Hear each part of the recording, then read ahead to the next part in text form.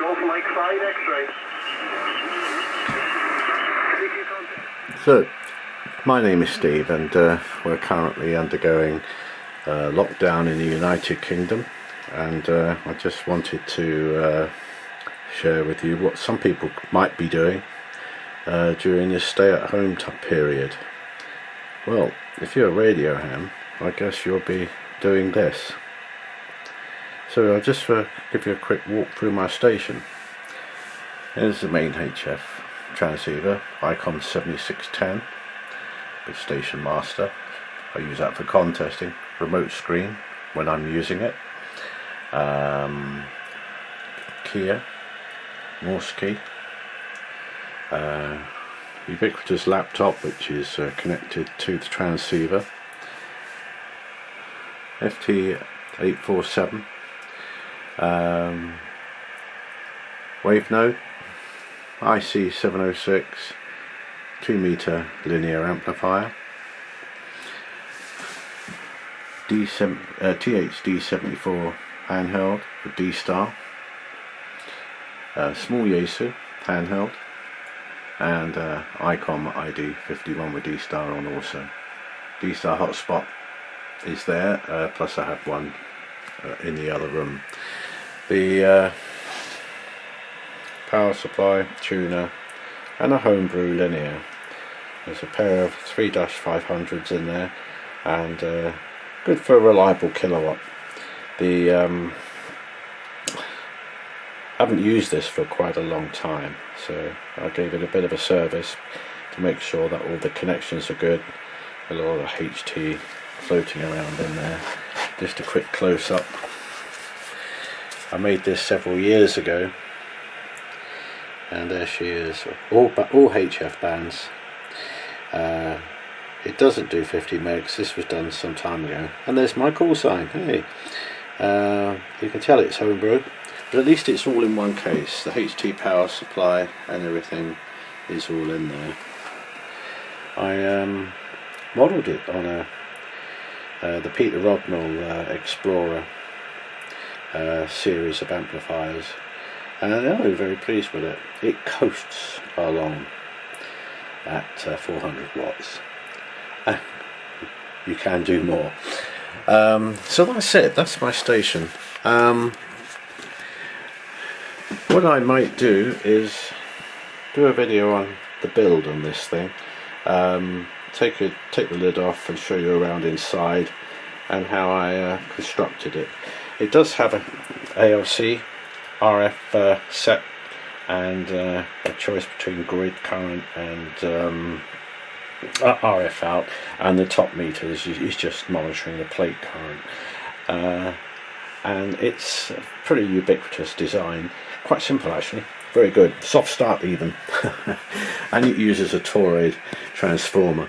Over here on the 2-meter side, I'm repairing a old Dressler D200S that I bought from the auction site that everyone loves, and it as a non-working entity, and I've managed to do a number of things to it already. It runs a single 4 CX 350 alpha tube, and allegedly PP wise good for 700 watts on 2 meters. During tests I haven't driven it that hard, but I shall certainly be operating this at about between 300 and 400 watts once, that's on single sideband, and that will be a PP figure as well. That's the 706 Mark II. That's the middle one that they made. They made the 706 transceiver. When the Mark II came out, the other one defaulted to a Mark I, and then they made the Mark II-G, which included UHF. This is just a Mark II. It goes up to 2 meters only, 10 watts on 2 meters, and I think about 50 watts on 6, I'm not too sure, and 100 watts on the HF bands, all the way from top band to 10 meters. The repair on this, I haven't tested it yet. I've changed the rectifier, because the rectifier went, and it's a HT rectifier. And I've got a few stories. A lot of people say upgrade the rectifier. You can put 3 amp 1000 volt PIV diodes in. Now, I didn't do that. I went for the N1007s, which are the 1 amp series, and there's a good reason for that. You start putting heavy duty diodes in your rectifier, it's a transformer that may go, or it be something else expensive. So it's a good thing that the rectifier is the the point of breakdown if you ever are going to run one of the valves into catastrophic failure. These things get driven very hard, these little 4CXs, and I don't like to rely on heavy, expensive and very rare components. A transformer for the Dressler is just not obtainable. You'd have to find another one of these in order to cannibalize it to make one working system. However, I've changed the capacitors in the HT filter and all the balancing resistors. That's important to do the resistors as well, because as resistors get old, they're all carbon ones. They're 2 watt high voltage type, and their resistance had increased. I think it's supposed to be 470k.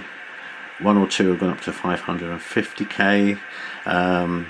Majority sat around, had increased ever so slightly to about 490, maybe 500k.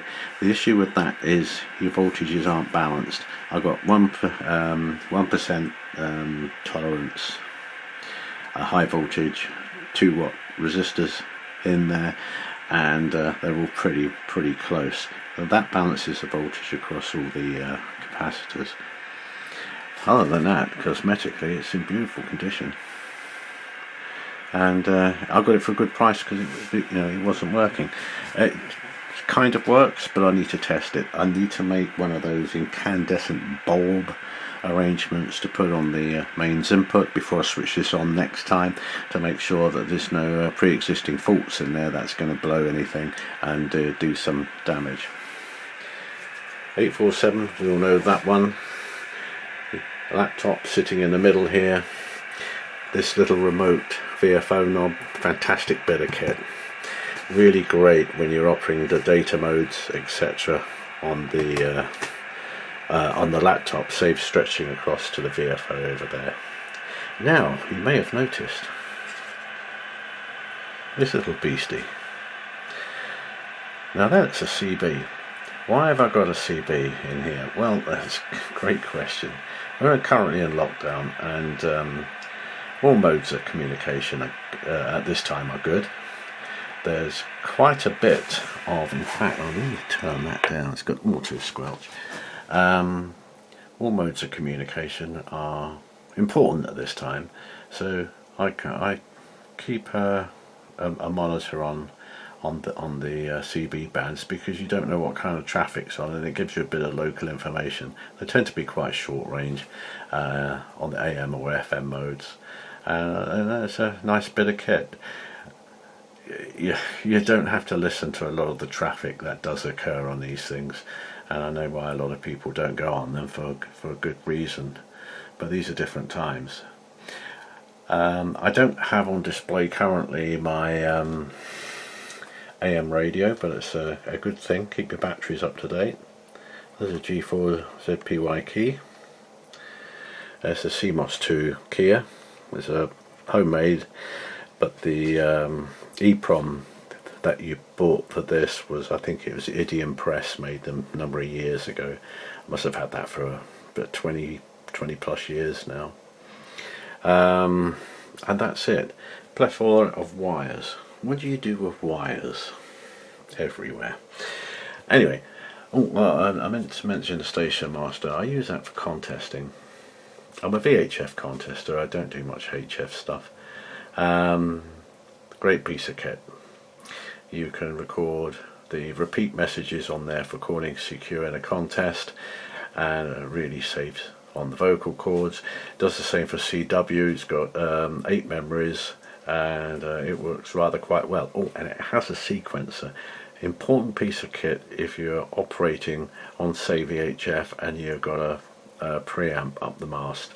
You need to get that thing off before anything comes up the coax, and it's the last thing to switch back in again when you key off. So that's pretty good. The only thing I don't really like about it are these blooming connectors here, because all my leads tend to be rather stiff and unforgiving.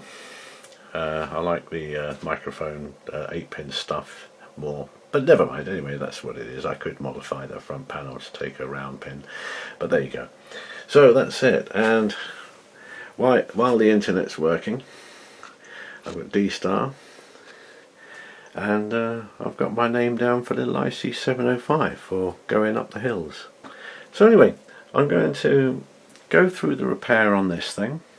I'll go for a lid off on that one and run through how that was constructed, the HF linear, and you know, I wish you all the best, and please stay safe, everyone. Hopefully this crisis will come to an end, and I'll say cheerio. Mike 5 Alpha X-ray 591039 2059 260. Thank you.